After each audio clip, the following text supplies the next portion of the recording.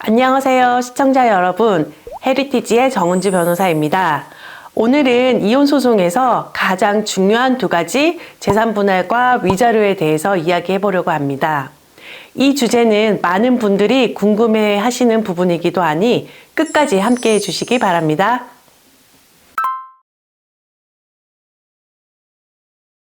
이혼을 하게 되려면 총 3가지 방법이 있습니다. 일단 협의 이혼은 방법이 있고 아니면 법원에 조정을 신청하는 방법이 있습니다. 그리고 마지막으로 재판상 이혼 소송이라고 해서 우리가 법원에 소송을 제기해서 양측이 서로 이제 분쟁하고 싸우면서 뭔가 이혼이라는 결론에 도달하는 방법이 있습니다. 이혼 소송 중에 가장 큰 쟁점 중에 하나가 바로 이 재산 분할과 위자료가 되겠는데요. 아무래도 금전적인 부분이다 보니까 양측 모두 예민하게 반응을 할 수밖에 없고 아마 이 부분에 있어서 치열한 공방이 또 이루어지기도 합니다.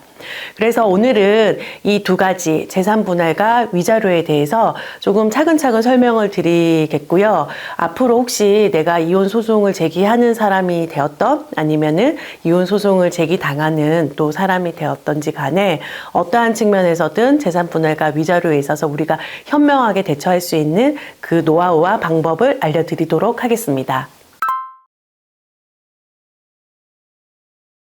재산 분할은 이제 부부가 결혼 생활을 하는 동안 형성된 그 재산을 공정하게 분배하는 것을 의미합니다. 그러니까 여기서 중요한 것은 기여도인데요.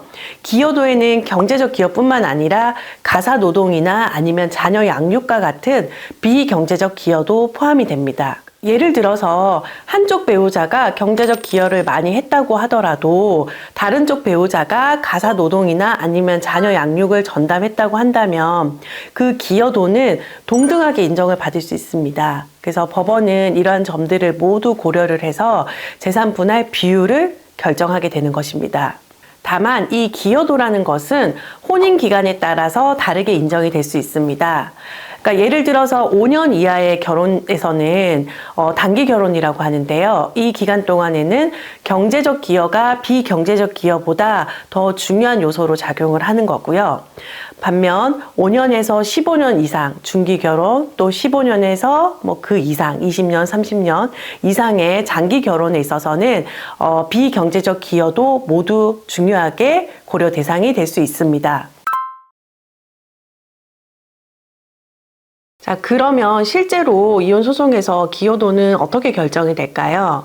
뭐 예를 들어서 단기 결혼, 그러니까 5년 미만의 단기 결혼 생활을 했던 부부가 이혼을 하게 될 때는 아무래도 경제적 기여도가 더 높게 평가가 될 수 있기 때문에 외벌이를 했던 어떤 이제 부부가 있었다라고 하면 경제적인 부분을 전담했던 배우자가 재산 비율에 있어서는 아무래도 유리하게 작용을 할 수 있습니다. 그래서 보통 5년 미만의 결혼 생활에 있어서는 재산 분할의 비율이 한 7대3 정도로 법원에서는 인정을 하고 있고요.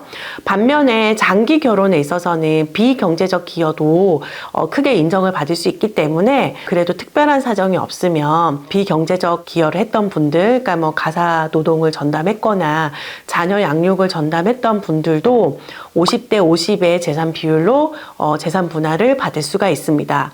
그러니까 이렇게 법원에서는 각자의 기여도를 종합적인 내용들을 이제 면밀하게 검토를 해서 이제 결정을 하게 되는 것이고, 뭐 수학적으로 결혼 생활을 5년 하면은 뭐 얼마다, 아니면은 20년 이상이니까 얼마다, 이렇게 수학적으로 결정이 되는 것은 아닙니다. 자, 이렇게 법원에서 이제 기여도가 평가가 돼서 부부가 이제 공동으로 형성된 재산에 대해서 몇 대 몇으로 이제 나누어라, 이렇게 비율은 정해졌는데, 그러면 이 재산을 그럼 어떻게 또 나눌 것인가, 그 방식에 대한 또 문제가 우리가 또 해결하기가 굉장히 어렵습니다. 그러니까 예를 들어서 아파트 한 채가 있다고 가정을 했을 때 누군가는 아파트를 가지고 싶고 누군가는 이제 그 돈으로 가지고 싶다, 이러면 의외로 해결이 쉽겠죠. 비율이 정해져 있으니까 한쪽에서 아파트를 가지고 나머지 한쪽에서는 그 비율에 해당하는 부분을 이제 돈으로 지급하면 되는 것입니다.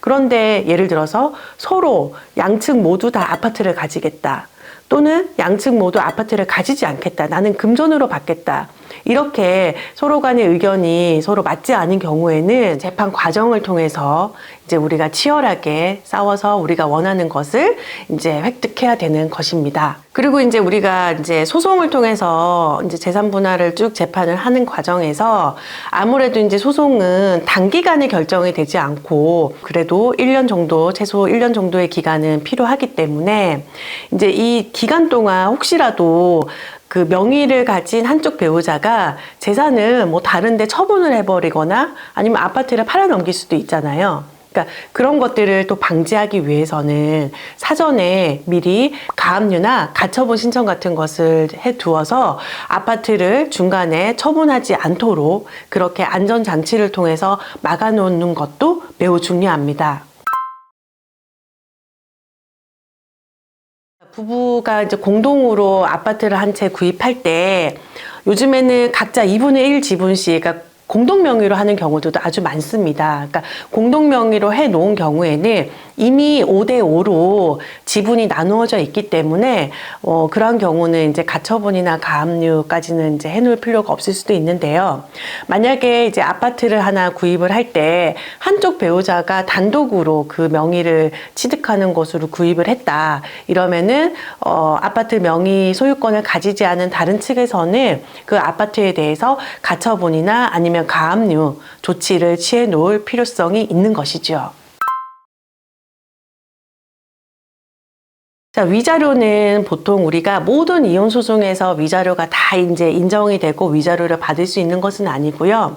이제 한쪽 배우자의 특별한 귀책 사유가 있는 경우에 이제 위자료를 인정을 받을 수 있는데, 이제 위자료라는 것은 그 무엇이냐? 위자료라는 것은 이제 우리가 어떤 이혼 과정이나 아니면은 어떤 상대방의 귀책 사유를 통해서 우리가 정신적 고통을 받은 것에 대해서 금전적으로 이를 배상받는 것을 위자료라고 합니다. 그러니까 가장 쉬운 예로 한쪽 배우자가 부정행위, 그러니까 즉 뭐 바람이 났다, 부정행위를 통해서 이 혼인관계가 파탄을 이르러서 우리가 이혼을 하게 된다. 이러면은 그 다른 쪽 배우자는 그 배우자의 부정행위를 통해서 이제 굉장한 정신적 고통을 이제 입게 되는 것이죠. 그러니까 이런 정신적 고통을 금전적으로 평가를 해서 이를 위자료라는 이름으로 배상을 해주는 것을 이제 위자료라고 하는 것입니다. 자, 위자료라는 거는 정신적 고통에 대해서 우리가 금전적으로 배상을 받는 것이기 때문에 아무래도 그 귀책사유나 부정행위의 정도가 심하거나 중할수록 위자료의 액수는 더 높아지게 되는 것입니다. 그러니까 예를 들어서 우리 배우자가 바람이 나서 부정행위에 이르러서 그 부정행위를 통해서 이혼을 하게 될 때 부정행위의 기간이라든지 아니면 횟수라든지 아니면 뭐 그 정도라든지 어느 정도 뭐 심각한 부정행위를 저질렀나에 따라서 위자료 액수가 더 많이 인정을 받을 수도 있고, 아니면 좀 간단하게 좀 뭐 짧은 뭐 어떤 바람이 났다 이런 경우에는 위자료에 있어가지고 조금 인정 액수가 더 많이 인정받기는 좀 어려울 수는 있습니다. 그런데 아무래도 우리가 소송을 하는 것이고 또 상대방으로부터 금전적인 배상을 또 받아야 되는 것이기 때문에 위자료 액수를 또 많이 인정을 받으려고 노력해야 되는 것이 또 그 소송의 목적인 것이고요. 이제 그러면은 위자료 액수를 우리가 그래도 많이 좀 인정을 받으려면 어떠한 것들을 해야 되느냐? 라고 했을 때는 그 정신적 고통에 대해서 배상을 받는 것이기 때문에 내가 어떤 이 행위로 인해서 너무나 극심한 정신적 고통에 시달렸다. 그래서 나는 너무 심해서 우울증에 걸리고 정신과 치료까지 받았다. 뭐 약물 치료도 했고 뭐 심리 상담 치료까지도 지금 하고 있다. 이런 경우에 있어서는 그런 것들을 이제 증거 자료로 우리가 잘 수집을 해서 법원의 재판부에 제출을 하게 되면 위자료 액수를 이제 결정을 판사님께서 하시는 데 있어서 고려를 받을 수 있는 것입니다. 그리고 또 상대 배우자의 부정행위가 너무 장기간 지속되거나 아니면 그 정도가 너무 심하다, 뭐 더 나아가서 혼외자까지 있다, 이런 경우에 있어서는 매우 정신적 고통이 심할 것이라는 것이 우리가 충분히 또 예측할 수 있기 때문에 이제 그런 것들에 대해서 재판부에 충분히 어필을 하고 또 해당 내용을 입증할 수 있는 증거 자료까지도 좀 어느 정도 있다고 한다면, 예를 들어서 뭐 카카오톡 메시지라든지 아니면 배우자가 우리가 또 스스로 인정하고 있는 뭐 그런 진술서라든지 이런 것들을 이제 증거로 제출을 하게 되면 위자료 액수에 있어서 우리가 조금 더 높은 금액으로 인정을 받을 수가 있습니다. 저희가 소송을 진행을 해보면 재판부에서 한 3천만 원에서 5천만 원 정도 인정을 하는 것이 좀 가장 일반적인 금액으로 보이고요.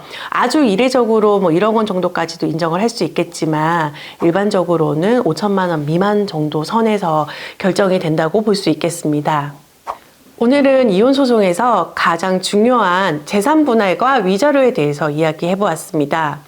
이혼 소송은 사실 생각보다 복잡하고 또 많은 것들이 얽혀 있습니다. 여기에 뭐 양육권이라든지 양육비, 뭐 더 나아가서 이혼의 규칙 사유를 또 인정받고 또 입증하는 것 자체도 사실은 매우 많은 난관들이 존재하는데요. 그럼에도 불구하고 아무래도 이제 금전적인 부분과 연결이 되어 있다 보니까 재산 분할과 위자료에 대한 부분은 정말 이혼 소송에 있어서 가장 핵심적이고 매우 중요한 문제라고 볼 수 있겠습니다. 자, 우리가 살면서 이혼을 결심하는 것도 어떻게 보면 매우 힘든 결정이지만 또 이혼 소송을 하는 과정도 매우 험난하고 또 우리가 감정적으로도 아주 힘든 과정일 수 있습니다. 그런데 정확한 법적인 조언과 철저한 준비를 통해서 우리가 이혼 소송을 잘 마무리 짓는다면 앞으로 또 더욱 이것이 바탕이 돼서 더 행복한 또 미래를 설계할 수 있는 밑바탕이 될 수 있지 않을까 싶습니다. 오늘 내용이 도움이 되셨다면 좋아요, 구독 꼭 눌러주시기 바랍니다. 감사합니다.